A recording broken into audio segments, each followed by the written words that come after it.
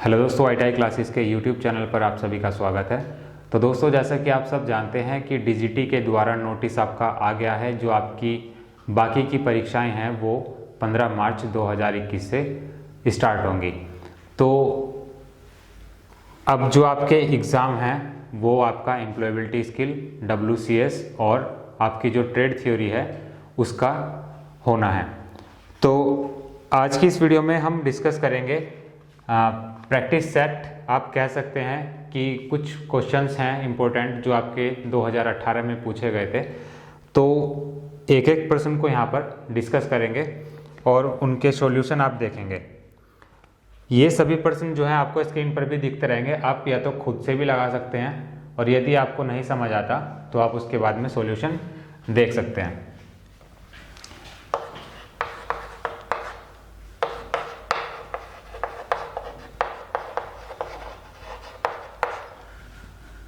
तो first question है आपका कि 0.2 किलोग्राम बराबर होता है। ऑप्शन इसमें आपको गिवन है। तो आप सब जानते हैं कि 1 किलोग्राम बराबर किसके होता है?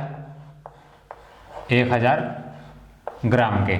1 किलोग्राम में 1000 ग्राम होते हैं। अब पूछा क्या है कि 0.2 किलोग्राम बराबर होगा। तो 0.2 किलोग्राम बराबर होगा किसके? क्या करना होगा आपको? 1000 से इसकी गुणा करनी पड़ेगी। तो 0.2 गुणा 1000। अब यहाँ से आप दशमलव हटाएंगे, बटे में 10 आ जाएगा, क्योंकि पॉइंट के बाद जितनी भी संख्याएं होती हैं उतनी जीरो नीचे लग जाती हैं। तो ये 0 से 0 कैंसिल हो जाएगी। जब 2 की गुणा आप 100 में करेंगे तो आपको आ जाएगा 200 ग्राम। ये इसका सही आंसर होगा। तो 1 किलोग्राम में 1000 ग्राम होते हैं, ये आपको पता होना चाहिए। तो 0.2 किलोग्राम में कितने ग्राम होंगे? 0.2 की 1000 से गुणा हो जाएगी, तो 200 ग्राम आपका सही आंसर होगा। इसके बाद में नेक्स्ट क्वेश्चन है आपका कि 1/3 गुणा 1/2 भाग 1/3 बराबर है। 1/3 गुणा 1/2 भाग 1/3 किसके बराबर होगा? अब देखिए, बोर्ड मास रूल यदि आपने पढ़ा होगा तो उससे इस क्वेश्चन को कर सकते हैं। 1/3 गुणा 1/2 ये एज इट इज रहेगा। जब यहाँ पर भाग का चिन्ह है और भाग को जब आप गुणा में बदलेंगे तो ये जो संख्याएं होती हैं अपने स्थान बदल लेती हैं। मीन्स जो आपका अंश होता है वो हर बन जाता है और जो आपका हर होता है वो अंश बन जाता है। तो गुणा करेंगे तो 3 आपका ऊपर चला जाएगा और 1 नीचे। अब अंश से आपका हर कट जाएगा। आपको हमेशा ध्यान रखना है कि ऊपर वाली संख्या से सिर्फ नीचे वाली संख्या ही कटेगी, ना कि ऊपर वाली संख्या से ऊपर वाली और नीचे वाली से नीचे वाली। तो ये आपका अंश में 3 है, ये आपका हर में 3 है, इसलिए हमने इसको काट दिया। तो बराबर क्या बचा? 1/2। ये इसका सही आंसर हो जाएगा। चलते हैं नेक्स्ट क्वेश्चन पर कि -5 का व्युत्क्रम होता है। -5 का व्युत्क्रम, इसका मतलब क्या हुआ? -5 का व्युत्क्रम। व्युत्क्रम का मतलब होता है उल्टा या फिर 1 में। तो -5 है आपकी संख्या, तो -5 का उल्टा क्या हो जाएगा? -1/5। तो क्वेश्चंस का लेवल आप देख सकते हैं कितने इजी प्रश्न आपके पूछे जाते हैं। इसके बाद में नेक्स्ट आता है आपका कि 7/12 एवं -5/16 का योग बराबर होता है। अब देखिए 7/12 प्लस, चूंकि यहाँ पर लिखा गया कि योग बराबर होता है तो आपको योग करना होगा। जो दूसरी संख्या आपको दी गई है वो है -5/16। अब देखिए इसमें कैसे करेंगे? ये आपका प्लस है, ये आपका माइनस है और ये संख्या जो है आपकी ब्रैकेट में है। तो जब इसके अंदर गुणा करेंगे तो क्या हो जाएगा? ये आपका माइनस बन जाएगा। तो 7/12 माइनस, क्योंकि प्लस की जब माइनस में करेंगे तो माइनस आएगा मल्टीप्लाई करने पर, तो ये आपका हो जाएगा 5/16। इसके बाद में क्या करना है? इसका आपको एलसीएम लेना है या फिर लघुत्तम लेना है। तो 12 और 16 का लघुत्तम लेंगे तो आपका आ जाएगा ये 48। तो 12 चौक 48 मीन्स 12 से इसको भाग करेंगे क्या आएगा? 4 आएगा और 4 की 7 से गुणा करेंगे तो आपका जाएगा 28 माइनस 16 से भाग करेंगे 48 को तो 16 तिया 48 और 3 पंजे 15। तो अब घटा लेंगे 28 में से जब 15 जाएंगे, 8 में से 5 गया 3, 2 में से 1 गया 1, तो 13/48 क्या हो जाएगा इसका राइट आंसर होगा। इसके बाद चलते हैं नेक्स्ट प्रश्न पर। इसके बाद में नेक्स्ट है आपका कि एक पदार्थ की मात्रा को व्यक्त किया जाता है।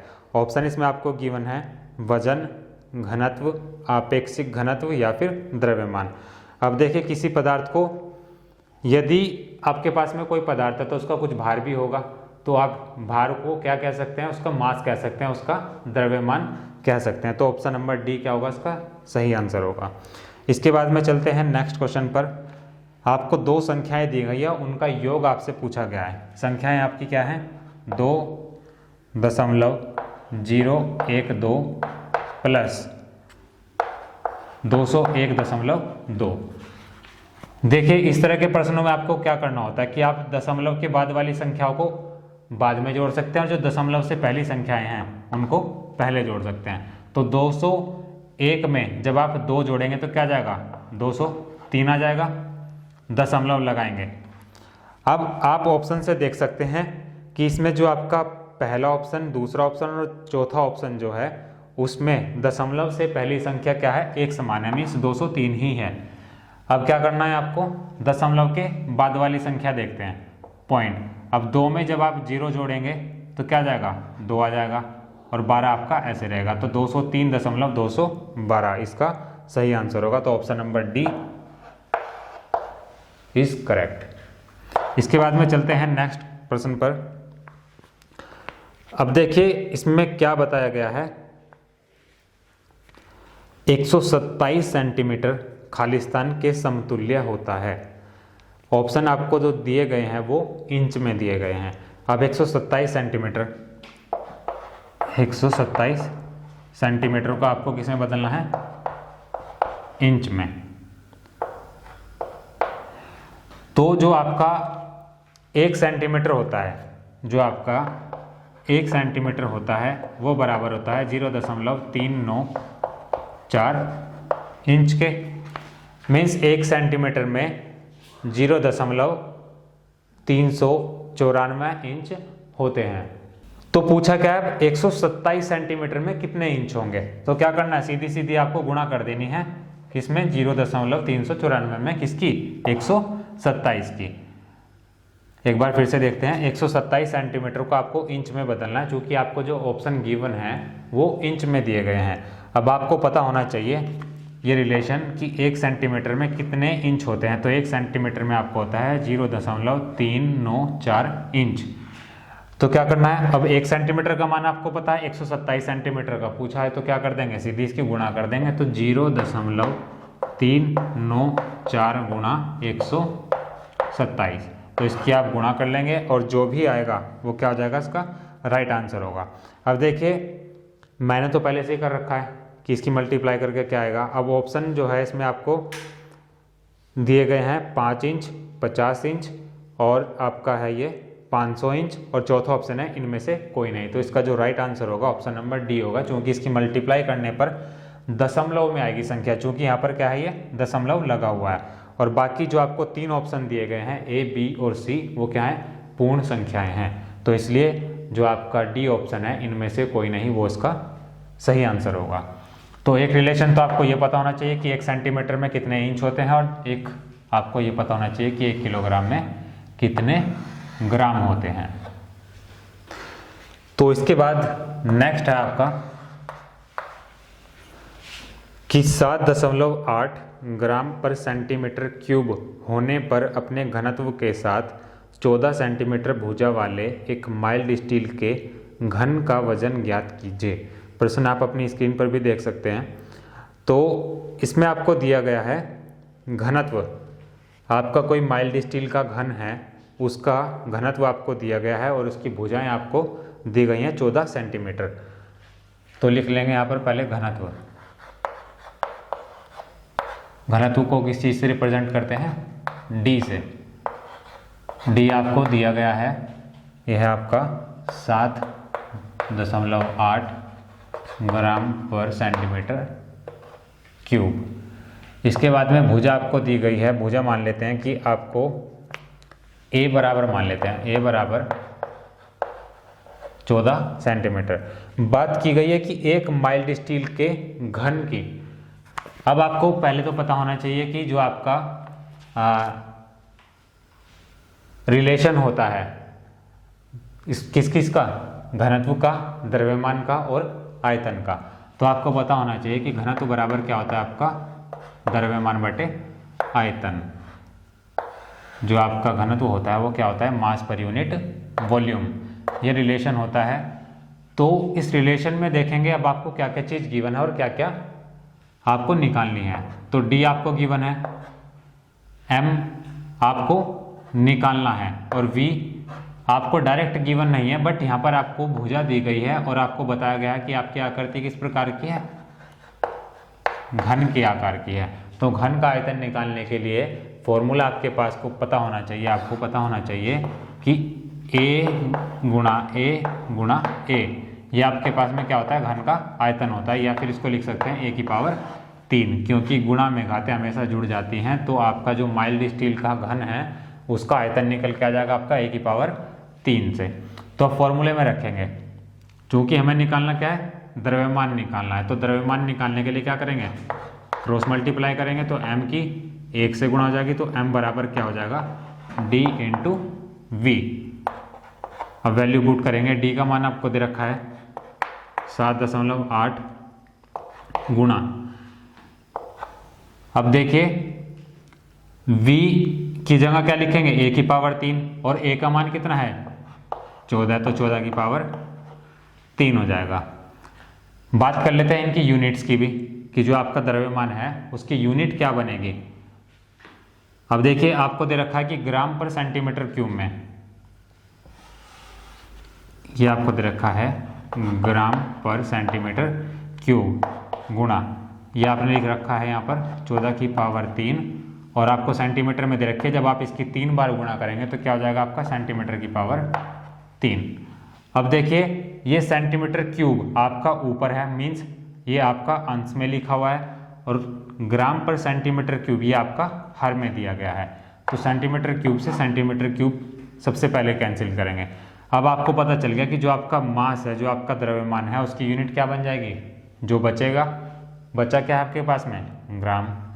तो 7.8 की आपको गुणा करनी है 14 की पावर 3 से। तो जब गुणा करेंगे तो ये आपके पास में आएगा लगभग 21,403 ग्राम। 21,403 ग्राम कैसे आएगा, जब आप 14 की पावर 3 की गुणा करेंगे किससे, 7.8 से। अब देखिए जो आपको ऑप्शन गिवन है वो दिए गए हैं आपको किलोग्राम में। तो क्या करेंगे, हमारे पास अभी क्या आया, ये ग्राम में आया। तो आप सब जानते हैं कि 1 किलोग्राम बराबर किसके होता है, 1000 ग्राम के। या फिर मैं इसको लिख सकता हूँ कि 1000 ग्राम हो गया आपका बराबर किसके, 1 किलोग्राम के। अब पूछा क्या कि 21,403 ग्राम में कितने किलोग्राम होंगे। अब 1000 ग्राम आपको पता है 1 किलोग्राम के, यदि 1 ग्राम की वैल्यू आपको निकालनी हो, 1 ग्राम की यदि आपको वैल्यू निकालनी हो तो क्या हो जाएगा, 1/1000। 1000 आपका चला जाएगा इस वाले 1 के नीचे, ये आपका किलोग्राम में बन जाएगा। अब 1 ग्राम बराबर क्या हुआ आपका, 1/1000 किलोग्राम। अब पूछा कितना है आपसे, 21,403 का। तो 21,403 ग्राम बराबर किसके हो जाएगा, 1/1000 गुणा 21,403। जब आप 1000 से भाग करेंगे किसको, 21,403 को, तो ये आपके पास में आ जाएगा 21.403 किलोग्राम। ये आपका क्या हो जाएगा, सही आंसर होगा, जो कि आपको ऑप्शन ए में गिवन है। एक बार फिर से समझते हैं, इस तरह के प्रश्न कभी कभी आपसे पूछ लिए जाते हैं। देखिए क्वेश्चन में आपको गिवन था कि 7.8 ग्राम पर सेंटीमीटर क्यूब होने पर अपने घनत्व के साथ 14 सेंटीमीटर भुजा वाले एक माइल्ड स्टील के घन का वजन ज्ञात कीजिए। देखिए आपको घनत्व दे रखा है आपको भुजा दे रखी है, तो आपको पता है कि घनत्व बराबर क्या होता है, द्रव्यमान बटे आयतन। अब आयतन आपको नहीं पता, घनत्व आपको डायरेक्ट गिवन है, तो घनत्व तो गिवन है, बट आपको वॉल्यूम निकालना पड़ेगा। वॉल्यूम कैसे निकालेंगे, जो आपको दिया गया है, क्योंकि उसने बता दिया है कि आपके पास में माइल्ड स्टील के घन के आकार का कोई आपको ऑब्जेक्ट गिवन है, तो घन का आयतन क्या होता है, ए की पावर 3। घन का आयतन क्या होता है, ए की पावर 3। तो यहाँ से आप निकाल लेंगे क्या, वॉल्यूम किसका, घन का। तो यहाँ से आपने निकाल लिया ए की पावर 3 से 14 की पावर 3, या तो आप डायरेक्ट कर लो या फिर उसको नीचे आके कर लेंगे। अब क्या करेंगे, हमें निकालनी है m की वैल्यू, चूंकि हमसे वजन पूछा गया है, तो m की वैल्यू निकालने के लिए क्या करेंगे, d की मल्टीप्लाई करेंगे v से, तो m बराबर d गुणा v। d आपको गिवन है 7.8 ग्राम पर सेंटीमीटर क्यूब गुणा 14 की पावर 3 सेंटीमीटर क्यूब। अब सेंटीमीटर क्यूब से सेंटीमीटर क्यूब कट जाएगा, क्योंकि यहाँ पर ये अंश में है और ये आपका हर में है।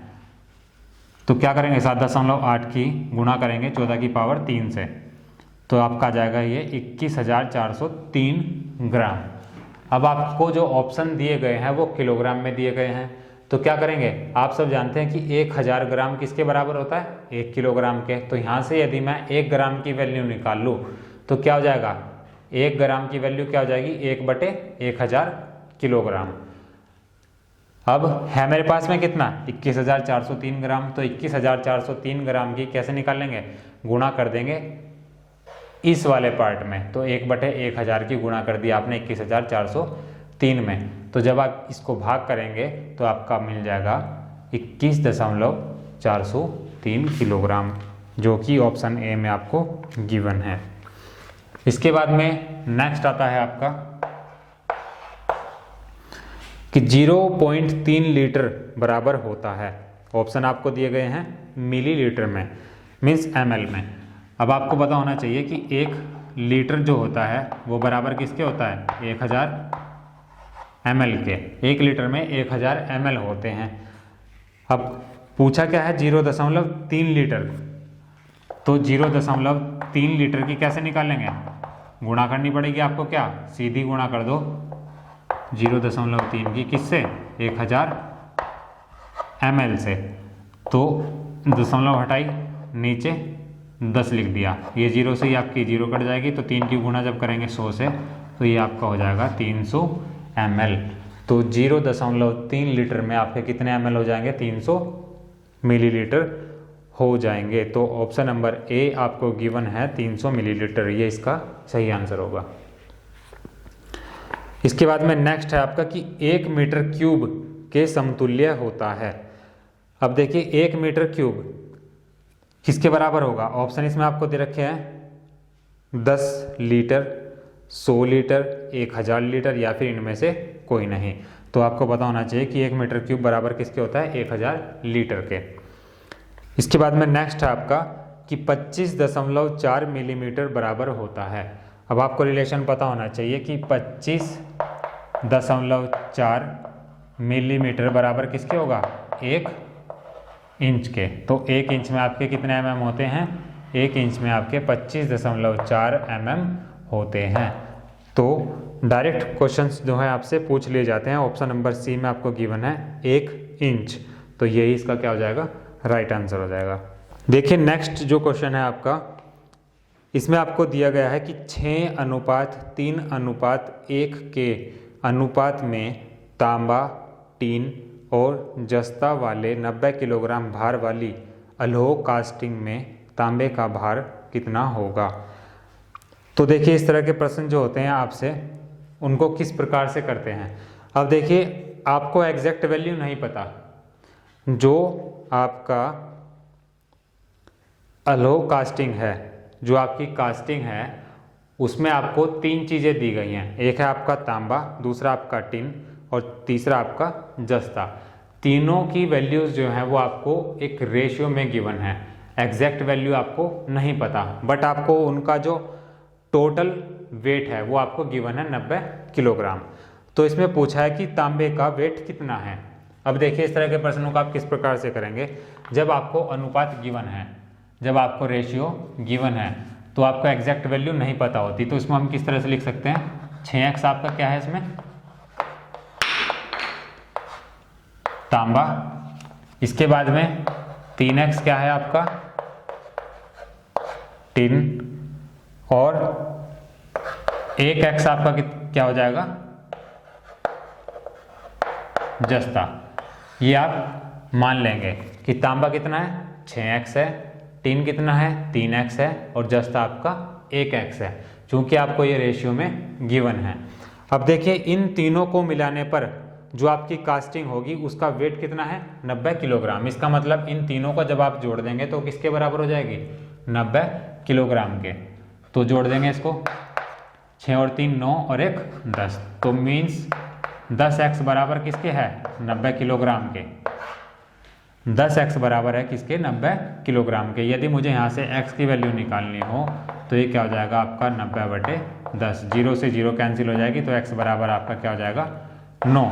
अब x का मान आप इन तीनों जगह में रख दें तो इससे आपको जो भी पूछा जाएगा वो आप बता सकते हैं कि किसकी मात्रा कितनी है। अब देखिए x का मान जब हम तांबे के लिए रखेंगे, चूंकि हमसे पूछा क्या गया कि तांबे का आपको द्रव्यमान बताना कि कितना है, वो 90 किलो की कास्टिंग में। तो तांबे का भार किस तरह से पता चलेगा, x की जगह 9 रख देंगे, तो 6 गुणा 9, 6 की गुणा 9 में करेंगे तो आपका आ जाएगा 54 किलोग्राम। ये तो आपका हो जाएगा तांबा।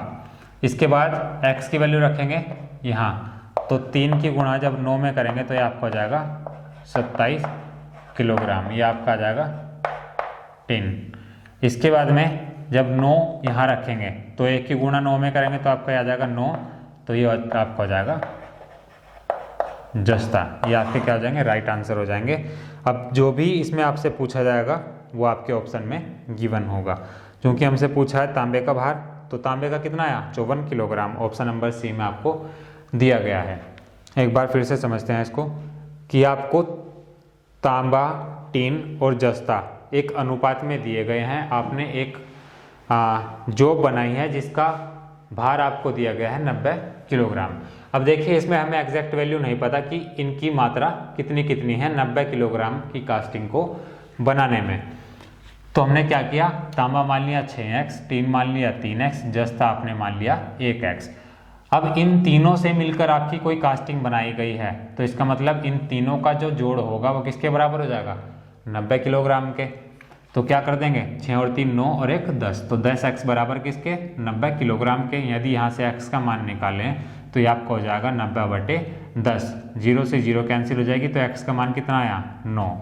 अब क्या करेंगे, इस x के मान को इन तीनों जगह रख देंगे जो भी आपसे पूछा जाएगा। यदि आपसे पूछ ले कि टिन कितना है उसमें, तो कितना है 27 किलोग्राम, तांबा कितना है आपका 54 किलोग्राम, जस्ता कितना है आपका 9 किलोग्राम। तो ये सब इस तरह से आप इनके आंसर दे सकते हैं। इसके बाद में चलते हैं नेक्स्ट क्वेश्चन पर। देखिए नेक्स्ट है आपका कि एक 100 मीटर लंबी रस्सी को इस तरह 2 भागों में काटा जाता है कि एक भाग कुल लंबाई का 2/5 होता है। अलग अलग दोनों भागों की लंबाई बताइए। अब आपके पास में एक रस्सी है, 100 मीटर की एक रस्सी है।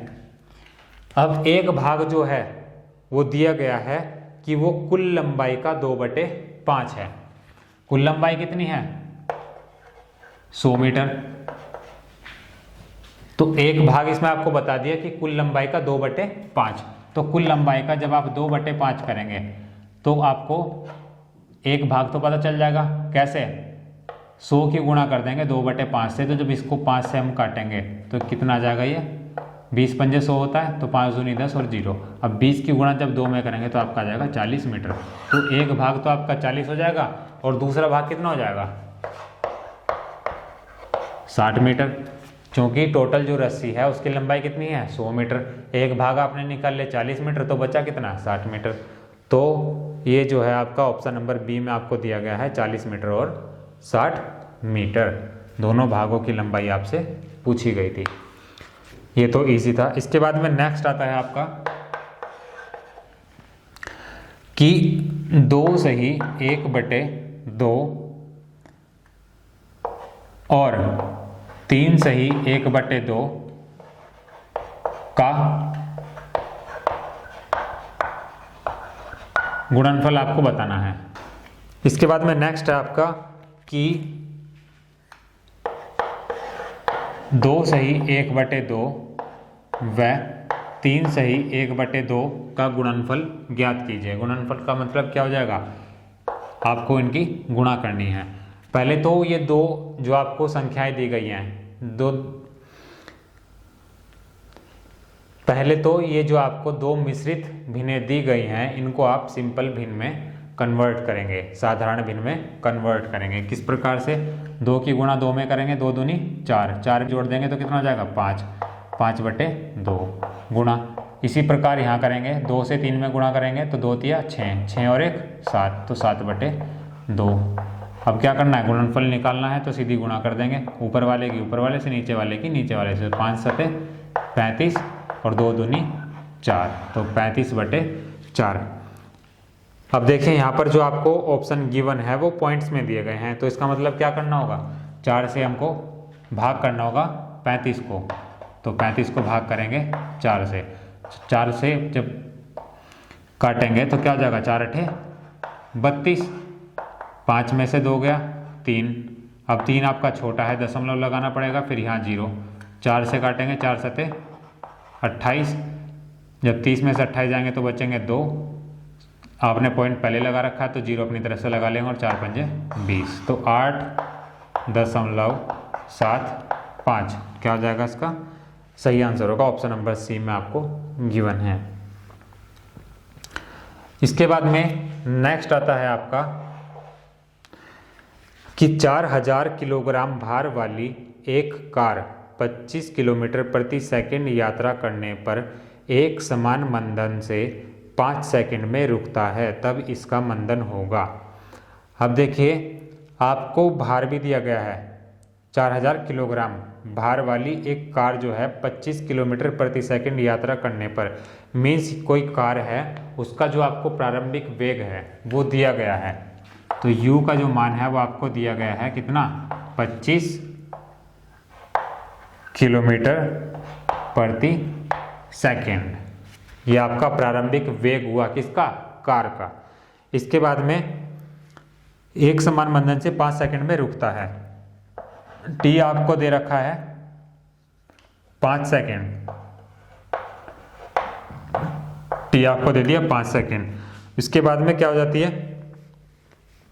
5 सेकंड में रुकता है, एक समान मंदन से 5 सेकंड में रुकता है। इसका मतलब जो कार है वो आपकी 5 सेकंड के बाद में रुक जाती है, मीन्स उसका अंतिम वेग जो होता है, फाइनल वेलोसिटी जो होगी वो क्या हो जाएगी, उसकी 0। अब आपको इसमें निकालना क्या है, मंदन निकालना है, मीन्स ए का मान आपको निकालना है। तो आप सब जानते हैं कि जो आपकी गति की पहली समीकरण होती है वो क्या होती है, v = u + at, जहाँ v आपका अंतिम वेग मीन्स फाइनल वेलोसिटी, u आपका इनिशियल वेलोसिटी या फिर प्रारंभिक वेग, a आपका मंदन हो जाएगा, रिटार्डेशन जिसको कहते हैं, और t आपका टाइम हो जाएगा। वैल्यू पुट करेंगे, v का मान कितना है 0 बराबर u का मान कितना है 25 प्लस a का मान कितना है आपको निकालना है, और t आपको दे रखा है 5 सेकेंड। तो यहाँ से क्या करेंगे, ये आपका जो 25 है प्लस में है, इधर जाएगा तो माइनस में हो जाएगा, तो माइनस के 25 बराबर किसके 5 a के, चूंकि a की गुणा करेंगे 5 में, तो a का मान निकालने के लिए क्या हो जाएगा आपका 25/5, माइनस आपका यहाँ पर रहेगा ही। 5 से इसको काटेंगे तो a बराबर आपका क्या आ जाएगा -5 किलोमीटर प्रति सेकंड स्क्वायर। तो ऑप्शन नंबर जो बी है वो आपको गिवन है -5 किलोमीटर प्रति सेकंड स्क्वायर। तो ये क्या हो जाएगा, इसका सॉल्यूशन हो जाएगा। इसके बाद में नेक्स्ट है आपका कि निम्नलिखित में से कौन सा एक वर्ग अपने अंतिम अंक 6 के साथ समाप्त होता है। अब देखिए कुछ प्रश्न जो हैं आपके बहुत ही इजी आते हैं, जैसे कि आपने देखा होगा कुछ प्रश्न ऐसे पूछे जाते हैं कि आपसे पूछ लिया जाता है कि इसका SI मात्रा क्या होगा, मीन्स आपसे SI यूनिट वगैरह पूछ लेता है, या फिर यूनिट कन्वर्जन पर भी आपसे प्रश्न पूछ ले जाते हैं। कुछ बेसिक रिलेशन होते हैं उन पर भी प्रश्न पूछ ले जाते हैं। तो कुछ छोटे छोटे ऐसे कन्वर्जन्स होते हैं जो आपको डायरेक्टली भी याद होने चाहिए, तो वहाँ से आपका जो टाइम है वो सेव होगा। तो आप उनको क्या डायरेक्ट आप उनको टिक कर देंगे तो आपका राइट हो जाएगा। और कुछ प्रश्न जो हैं आपके वो कैलकुलेटिव होते हैं, तो उसमें आपको थोड़ा सा टाइम भी लगेगा करने में, तो इसलिए आपको अपना समय बचाना है। जो आपको पहले आता होगा सबसे पहले आप उन्हीं प्रश्नों को हल करेंगे जिसमें आपको कम से कम टाइम लगे। अब देखिए ये जो प्रश्न है आपका, इस तरह के प्रश्न जो होते हैं वो आप ऑप्शन से करना हमेशा। देखिए जैसे कि इसमें पूछा है कि निम्नलिखित में से कौन सा एक वर्ग, मीन्स आपको 4 ऑप्शन दिए गए हैं। इन चारों में से यदि आप इनका वर्ग करते हैं तो अंतिम अंक जो होगा, मीन्स जो आपकी लास्ट डिजिट होगी वो क्या होनी चाहिए, 6 होनी चाहिए। अब देखिए इसको जब आप ऑप्शन से करेंगे, पहली संख्या क्या दी गई है 19 का स्क्वायर, दूसरी क्या दी गई है 82 का स्क्वायर, तीसरी क्या दी गई है 109 का स्क्वायर, और चौथी क्या दी गई है 24 का स्क्वायर। अब इन संख्याओं का वर्ग करने पर जो अंतिम संख्या है वो क्या आनी चाहिए, लास्ट डिजिट जो है वो क्या आनी चाहिए 6 आनी चाहिए। अब देखिए हम इसको डायरेक्ट ऐसे ही कर लेंगे, इसमें हमें टाइम भी नहीं लगेगा। जैसे आप 9 का स्क्वायर करेंगे तो 9 9 81 होता है, 9 9 क्या होता है 81, तो जो लास्ट डिजिट है वो क्या है आपकी 1, तो ये आपका ऑप्शन सही नहीं होगा। इसके बाद चलते हैं 82, जब आप इसका स्क्वायर करेंगे मीन्स 2 की जब 2 से गुणा करेंगे तो क्या आएगा 4 आएगा, पूछा क्या है 6, तो ये भी गलत हो गया। इस प्रकार से जब 9 का करेंगे तो 9 9 81, तो लास्ट डिजिट जो होगी वो आपकी क्या होगी 1 होगी, तो ये भी नहीं होगा। तो बचा क्या आपके पास में 24, देख लीजिए आप करके, 4 के जब स्क्वायर करेंगे तो 4 चौक 16 होता है, मीन्स जो लास्ट डिजिट है वो क्या है 6 है। यही आपसे पूछा है, तो ये आपका ऑप्शन नंबर डी क्या होगा करेक्ट आंसर होगा। अब देखिए नेक्स्ट है आपका, जैसे कि ये प्रश्न में भी आपको जैसे बता रहा था कि SI यूनिट में ऊर्जा की इकाई होती है। अब देखिए SI यूनिट में आपकी जो ऊर्जा होती है उसकी इकाई जूल होती है, ऑप्शन नंबर सी में आपको गिवन है। इसके बाद में नेक्स्ट क्वेश्चन है आपका कि शक्ति की इकाई होती है, जो आपकी पावर होती है उसकी यूनिट क्या होती है, वो होती है आपकी किलोवाट, ऑप्शन नंबर सी आपको गिवन है। इसके बाद में नेक्स्ट क्वेश्चन है आपका कि 0 डिग्री सेल्सियस बराबर होता है। देखिए इस तरह के प्रश्न या तो आपको डायरेक्ट पता हो, या फिर अगर नहीं भी पता होते तो आपको रिलेशन पता होना चाहिए, उसके बाद आप कैलकुलेशन करेंगे तब उसका सही आंसर आप पता कर पाएंगे। तो 0 डिग्री सेल्सियस बराबर किसके होगा। अब देखिए जो आपको ऑप्शन गिवन है वो फ़ारेनहाइट में है, और जो आपको वैल्यू गिवन है वो सेल्सियस में है। तो आपको एक संबंध हमने आपको बताया था, तो C/100 = F-32/180 के रिलेशन हमने आपको बताया था, यदि आपको याद हो। अब देखिए F की वैल्यू आपको निकालनी है, C जो है आपको गिवन है 0, तो C की जगह 0 रखेंगे, तो 0/100 = F-32/180। अब देखिए 0 का आप किसी भी संख्या से भाग कर लीजिए, आपको मिलना क्या है 0, तो इधर आकर आपका 0 आ गया। अब जब 0 की गुणा आप करेंगे किससे 180 से, चूंकि हम क्रॉस मल्टीप्लाई करेंगे, दोनों जो संख्या है वो बराबर बराबर में दी गई हैं, तो 180 की गुणा हो जाएगी 0 से, और 1 की गुणा हो जाएगी F-32 से, तो F-32 बराबर 180 की जब 0 में करेंगे तो 0 आ जाएगा, तो F बराबर आपका क्या आ जाएगा 32। तो 0 डिग्री सेल्सियस जो बराबर होगा वो किसके बराबर होगा 32 डिग्री फ़ारेनहाइट के। यदि आप इसको डायरेक्ट याद रख सकते हैं तो डायरेक्ट याद रख लीजिए, अदरवाइज आपको इसका रिलेशन पता होना चाहिए, उसके बाद आप वैल्यू पुट करेंगे, थोड़ा सा टाइम टेकिंग हो जाएगा और कैलकुलेटिव भी हो जाएगा। इसके बाद में नेक्स्ट क्वेश्चन है आपका कि X/4 = 9:6 में x की वैल्यू फाइंड आउट कीजिए।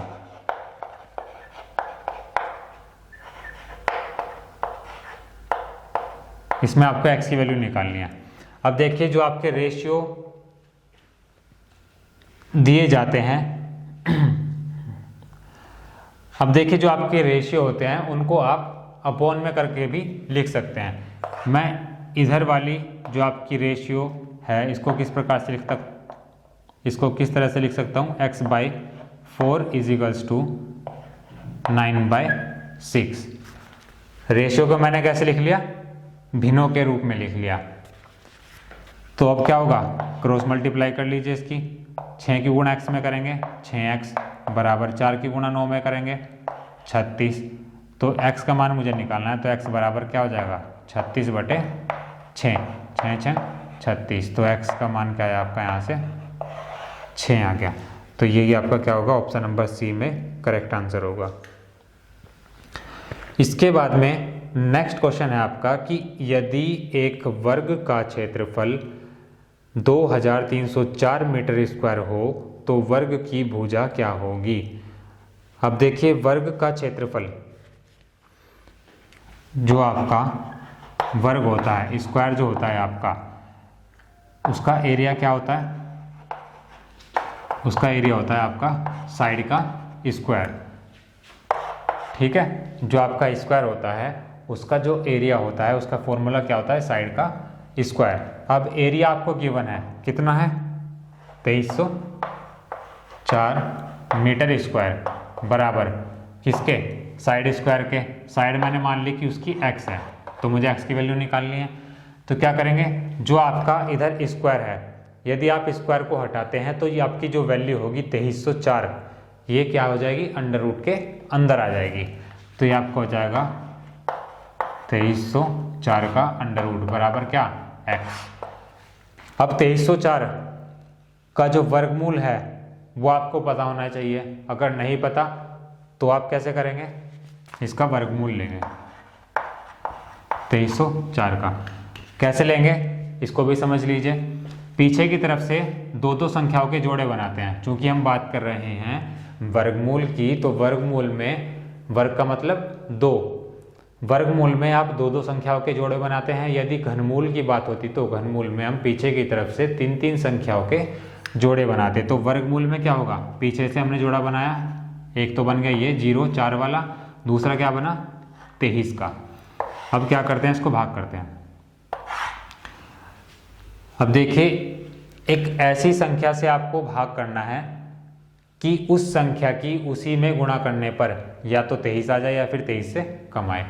अब देखिए 5 पंजे क्या होता है, 25 होता है। तो 25 क्या हो जाएगा, 23 से ज़्यादा, तो इसलिए क्या करना पड़ेगा, 4 से चलाना पड़ेगा। 4 चौक 16, 23 में से जब आपके 16 जाएंगे तो बचेगा क्या 7, और इधर आ जाएगा आपका 8। कैसे, ये जो आपका 4 होता है इसको यहाँ पर लिख लेते हैं और ये आपके क्या हो जाते हैं, जुड़ जाते हैं। तो 4 और 4 8। अब 8 बड़ा है और 7 छोटा है, तो क्या करना पड़ेगा, जो दूसरा जोड़ा है हमारा 0 4, वो पूरा का पूरा नीचे आ जाएगा। देखिए क्या करते हैं, जब हम इसमें कोई वैल्यू ऊपर से लेकर आते हैं तो वो अकेली नहीं आती, वो क्या आती है, पूरा का पूरा जोड़ा नीचे आता है। अब देखिए क्या करेंगे, जो ये आपको संख्या मिली, अब क्या करना है, इसको हमें या तो पूरी तरह से काटना है, या तो पूरा कट जाए या फिर इससे कम पे। अब देखेंगे कैसे। अब आप 8 से काट के देखिए इसको। यदि मैं 8 बार चलूं तो 8 अटी 64 हो जाएगा, 64 का 4 आ जाएगा, हासिल आपका 6। 8 अटी 64, 64 में जब आप 6 जोड़ेंगे तो कितना आ जाएगा आपके पास में, 70 आ जाएगा।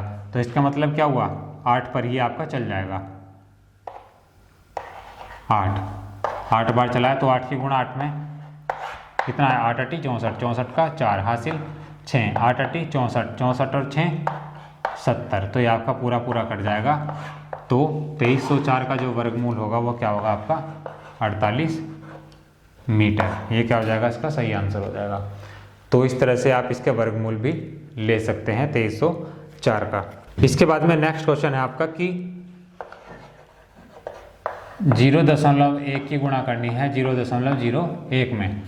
इसका मतलब ये हो, या तो आप इसको क्या कर लो, दशमलव इसके हटा लो,